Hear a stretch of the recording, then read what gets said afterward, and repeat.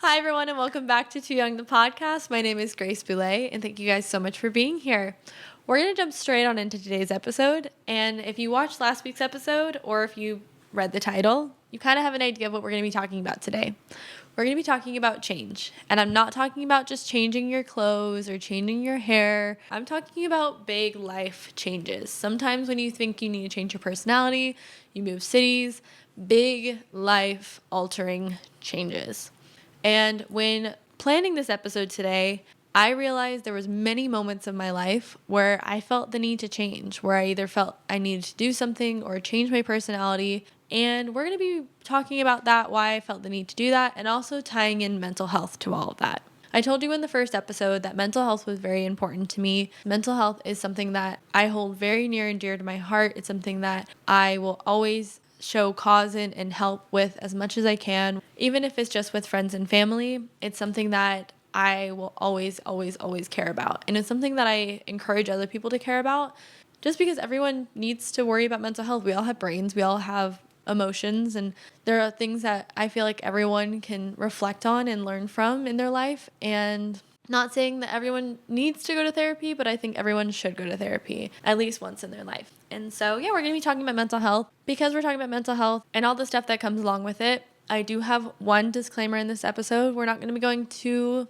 deep into it, but I am going to be talking about depression. And so if you or someone you know is struggling with depression or any other mental health issues, I will be linking resources down below in the description. Please feel free to reach out to any of those hotlines or any of those resources, or to share them with anyone you feel like might need it. And please always remember you are loved, you are valued, you are worth, and you matter. Please never forget that, especially that you matter in this world to at least someone and that you are loved. Okay? Thank you, guys. So with that all being said, let's just jump straight on into today's episode. So the first big change in my life, as I'm reflecting on everything, occurred from when I went from high school into college. But before we can go into that change, we got to go back a little bit. So we're going to go back to elementary school. When I was young, my father ended up moving school districts. We went from one city in Texas to another city about 30 minutes away, which meant I had to change elementary schools, which was really sad because I loved my elementary school. I loved all the kids I was with. They were all my best friends. I was having the time of my life in elementary school. So because I had it so easy at my other school and I had so many friends, that's what I wanted going into my new school. So I walked in the first day of elementary school. I walked right up to this one girl and I said, "Hey, my name is Grace. Do you want to be friends?" She looked at me, laughed at me, and said no. And then for the next 3 years, bullied me, which is not funny, but that's how I get through some hard conversations sometimes, is I laugh at myself. And don't get me wrong, was that how you were supposed to start any friendship conversation? No, but what? I was 7 or something. I don't know what I'm doing. I'm going into this new school. I mean, it wasn't 7. I don't know how old I was, but you're going into this new school and you want to make friends so you don't feel super alone. And so you go up to the first person that you think you might want to be friends with and ask if they want to be your friend. And when they look at you and laugh and say no and then make fun of you for 3 years, it kind of sucks. So she bullied me until 6th grade when she left. And then I thought, great, I'm not going to be bullied anymore. Well, the damage had already set and people didn't have the best view of me anymore. And then going into middle school, I developed and got a new bully, and she lasted all the way throughout high school. So I was pretty severely bullied from 4th grade through my senior year of high school, which, if that's ever happened to you, I'm so sorry, because that is not a fun way to live most of your childhood, is being bullied. And I do not look back on any of those years fondly, especially high school. That was definitely the worst of times for me. And I became depressed in high school. I didn't have many friends. Most people in high school knew me as my best friend's friend. Let's just call her Charlie. Me and her aren't friends anymore. But I was known as Charlie's best friend. And it was really hard for me because I wanted people to know me for me. I wanted people to like me and to want to invite me to events and parties and all this stuff. And I didn't even know these parties were going on until I graduated. And then I realized that the high school experiences that other people had at their schools happened at my school. I just wasn't invited.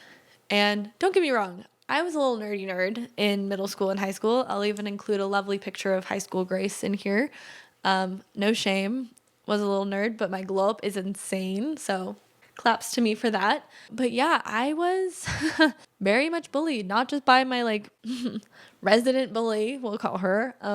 I also received a lot of other bullying from many other kids in school. And it was really hard on me because I would go to the counselors because I was sad and lonely, or trying to tell them about what my bully was doing, because that's what everyone told me growing up was, if you're getting bullied, go to the counselors. And in high school, they looked at me, laughed at me, called me a liar, said that I just wanted attention. They never believed me. They dismissed me. They sometimes wouldn't even see me. They would shoo me away. So much to the point where I thought everything was my fault. I thought because these counselors were telling me this one thing, because they were telling me that it was my fault, that I was being dramatic, that I was lying, that these things were happening because of who I was, that this is why I was so miserable, was because of me. And fun fact, that really jaded my view on not just mental health, but also therapy and counseling and all of that stuff. So I thought I was the reason I was depressed. I thought I was the reason I was sad. I didn't think it was depression. I thought it was sadness, because in middle school and high school growing up, mental health isn't looked on, at least when I was growing up, was never looked on in a positive way. It was always looked as, oh, if you're depressed, oh, if you have anxiety, oh, if you have any of these other mental health issues, then like you're a bad person and you're someone who should be hid away from society. You shouldn't talk about it. You shouldn't bring it up to anyone. You should keep it to yourself. And so that's what I did. I bottled it all up, and the depression only got worse. But I thought that maybe if I could just get through high school, if I could just get through this rough time, that I could go to college and change everything about me. And then I would be happy, and then I would find my true friends, and then I would finally be accepted, and I could finally be the true me, is what I thought. And so I even thought about changing my name. I thought about what all I needed to change, and it was everything that I thought, down to what I wore and how I did my makeup and even my hair. I thought I needed to change everything. So from the day I graduated high school, I started researching. I was like, okay, what's the new style? What's the current style? What do people wear in college? What should I do in college? I should join a sorority. I should do my makeup this way. I should wear these kind of clothes. I should have this kind of personality. I should be extroverted. I should be down to do whatever. I should be doing all this other stuff. And I hate to spoil it for y'all, but I promise you it didn't work. So I went into college and I thought that, doing all these new things would result in a better life for myself. So I got in a sorority. I was so proud of myself. I was still in band, but I, had friends in band, and I had friends in my sorority, and then I was making friends in class. And I thought, great, I have all these people who know my name. They know Grace Boulay. They don't know Charlie's friend. They don't know that girl. They don't know the girl who got bullied. They know Grace. Or at least I thought they did. I thought they knew the Grace that I wanted them to know. It turns out that trying so hard to be someone you're not does catch up to you. And trying so hard to be this person that I thought people would like, I was losing myself really quickly. And when you try to be someone you're not, you kind of sometimes forget who you're supposed to be in those moments, because that's not actually you. So there was many moments where I was trying to be someone. I was trying to be this person that I thought people would like. But then I would forget, well, who is that person? Or what am I supposed to be doing? Or who do I know? And then it started leading to more problems. It started leading to people not knowing who I was. It started leading to people doubting me and not believing in who I was as a person. And then I started getting really confused, and I was like, well, why aren't these people who I thought were my friends who did like me, now they're not liking me, and they're saying they don't know me. And I could never really keep a true friend, and I was begging for friendships at that point, because I was like, well, I just want a few true friends. That's what everyone in my life always told me, was it's better to have a few true friends than a big crowd. But I was like, well, I want both. I want true friends and the big crowd. But you don't get both. You don't get to pretend to be someone you're not and have true friends and have a crowd of people who don't know you but still like you. So I started going through cycles of depression because of that, because I never really knew who I was.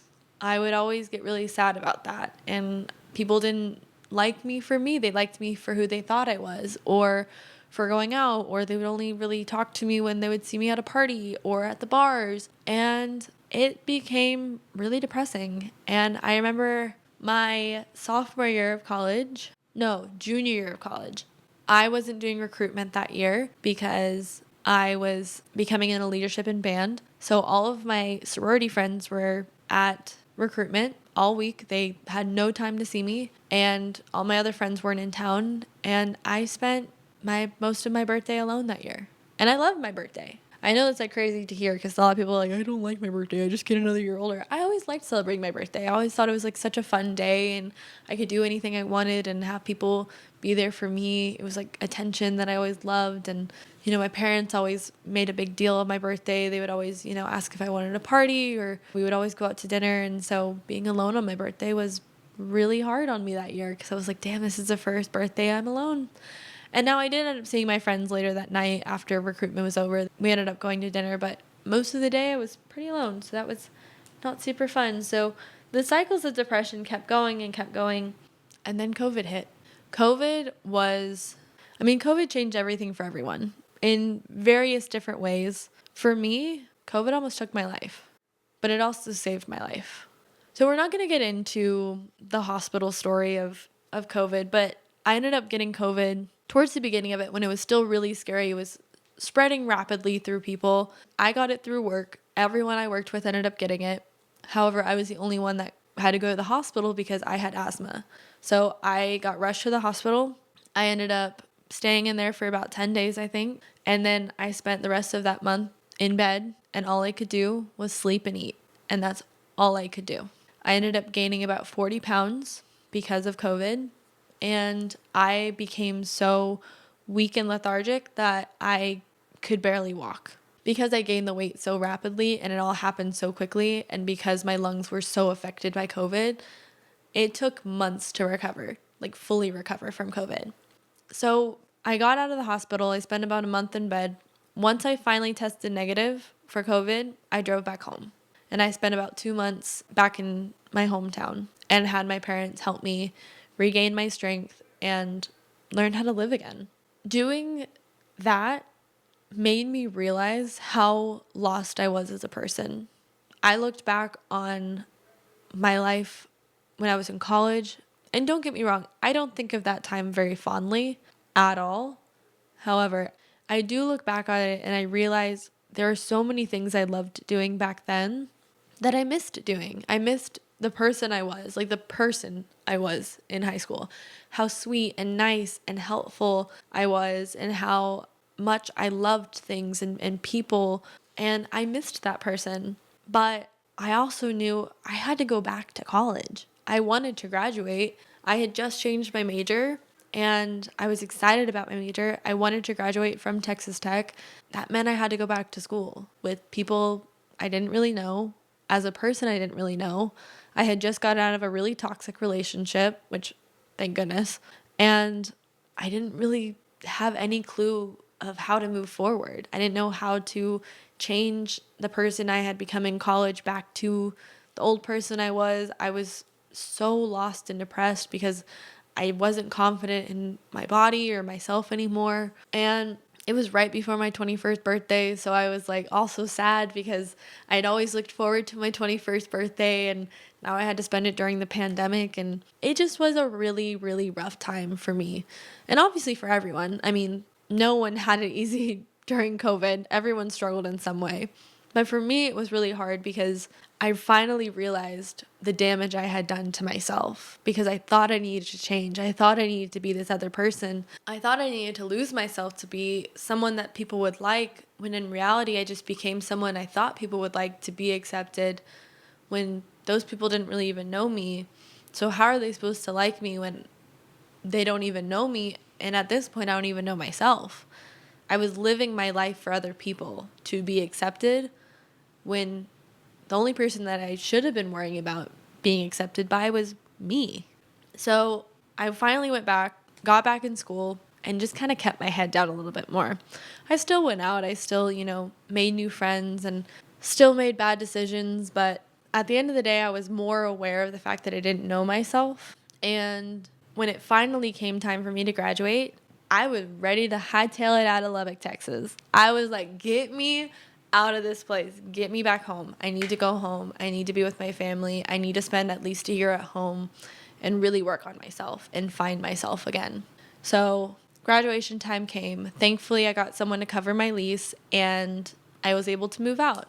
And when I tell you how depressed I was going back to Lubbock, it only got worse. It never got better. The depression I was feeling during COVID never got better. The only thing that helped me was I loved my major so much, but that was the only thing. That was it. I didn't really feel like I had many friends out there. I still had people. I still had friends, but some of the people who I thought were my friends turned out not to be my friends anymore. I lost my main friend group after the relationship ended. And even my graduation party, I planned it for like a month. I set it up for 3 days. I was out there for a few hours and then I went and took a nap. I was like, I'm not enjoying this. I'm not having fun. I just want to focus on moving and leaving and starting over again.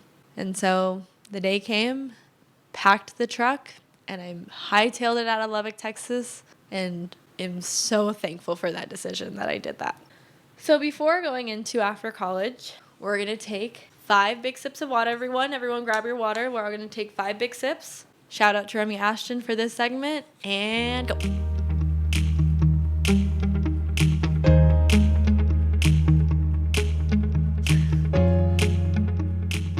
I drank that water so fast. Oh my goodness. And it's so cold. Thank you, Hydro Flask, for keeping my water super cold. Please sponsor me. This is not sponsored, but hey, Hydro Flask, if you want to sponsor me, I will promote you so well. Anyway, thank you guys. Let's all stay hydrated, especially out there here in this heat. Side note on this story. It's freaking hot out here, man. Just a few days ago, it got up to 120 out here. I walked outside just to see how hot that was and walked right back inside. I was like, nope. So now I've graduated college. I've moved home. I'm so lost as a person. But again, I loved my major. I loved what I studied in college. So I thought, perfect. I'm just going to dive right into the corporate world and that will be my answer. I will just dive into what I love and define myself by that. Well, because of COVID, there were no internships or any way to get real world experience while you're in college during a pandemic. Fun fact. So I started applying for all these jobs who have very limited spots already because they're just trying to stay afloat. And all these PR firms, I applied to over 100 jobs. When I tell you 5 got back to me, 3 of them offered me interviews. 1 offered me a second interview. That was it. Over 100 jobs. And the one that offered me a second interview, I turned down because it ended up being a marketing sales job. And that's not what I wanted. So I spent a month not working, which was the first time in my life I had spent that long not working. And I was like, you know what? I bartended in college. Let's just start bartending again. So I applied to a few bars in Dallas because I figured that was where the money was.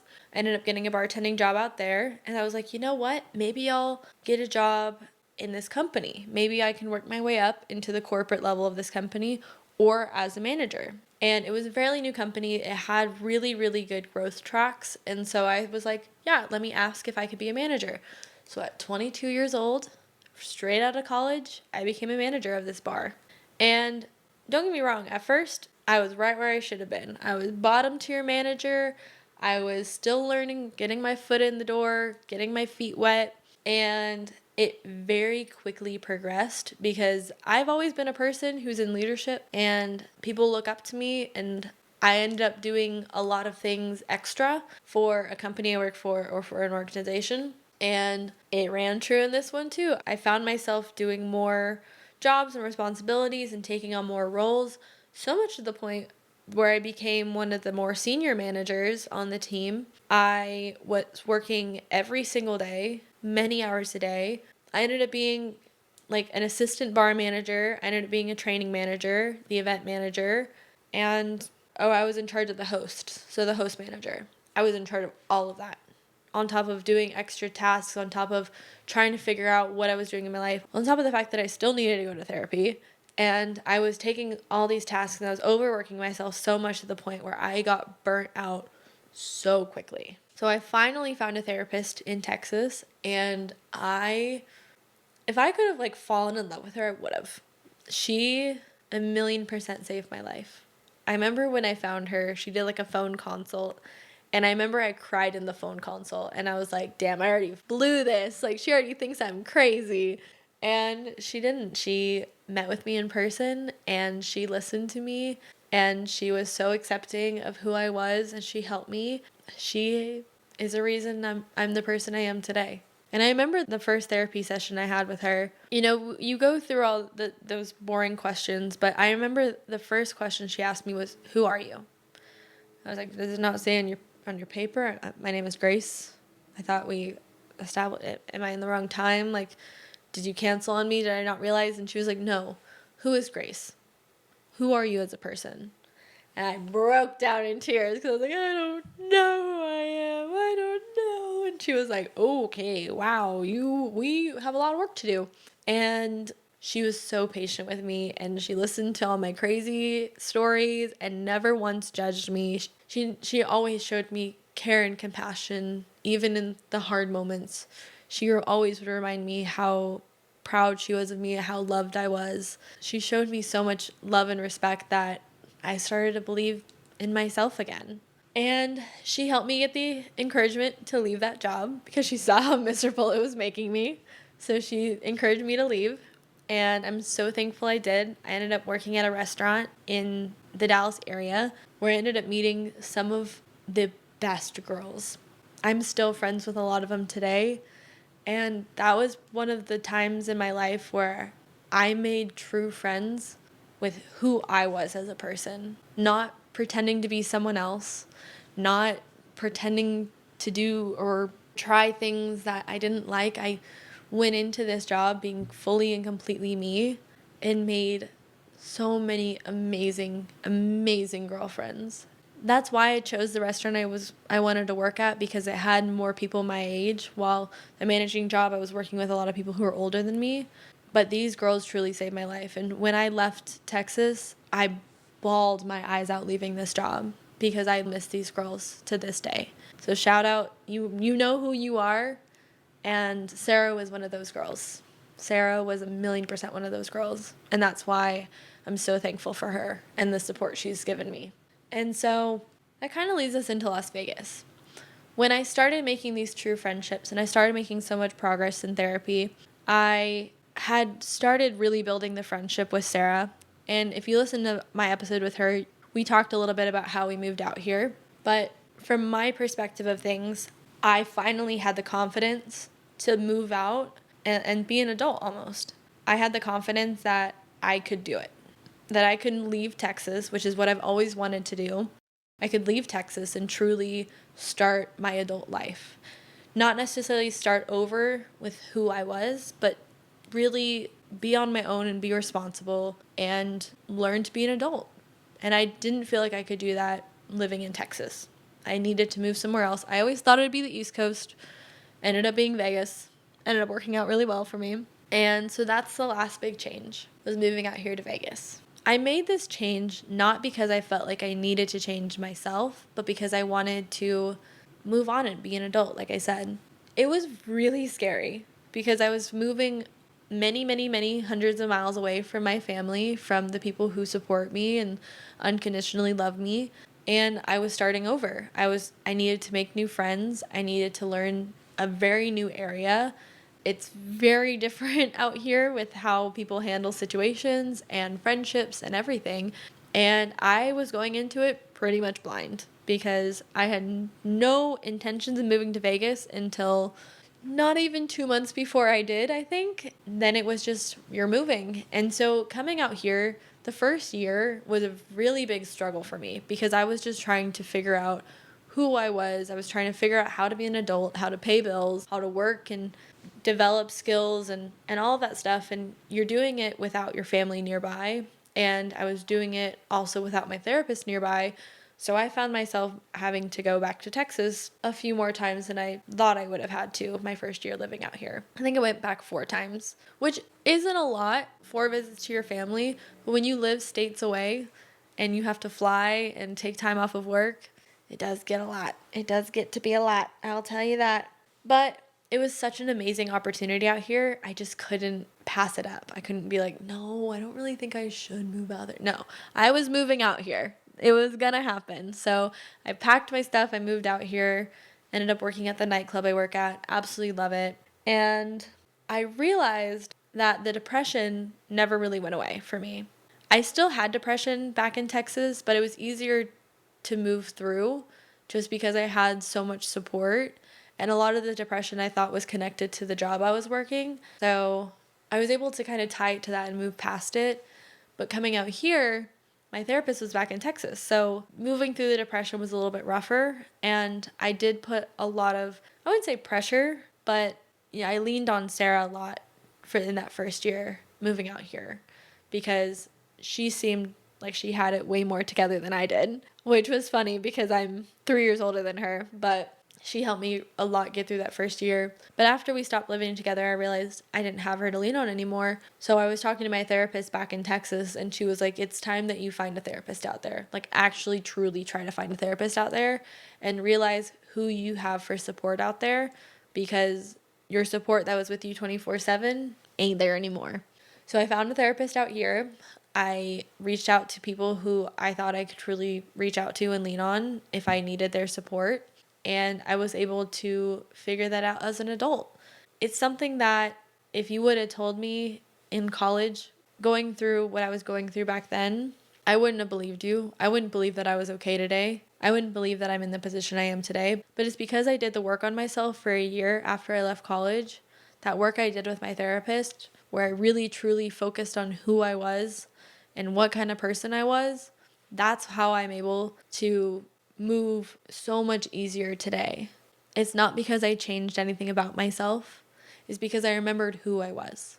You can change your environment a million times until you feel comfortable, but changing who you are, changing the good parts of you because you think that they're bad, or changing your core values that make you who you are, can be so much more destructive than positive. And I'm not saying if your core values are like murder, maybe change that one, maybe let's not think violence is a great core value. But one of my core values growing up was the amount of love I gave to people. I would give everyone love, and positivity was such an important part of my life.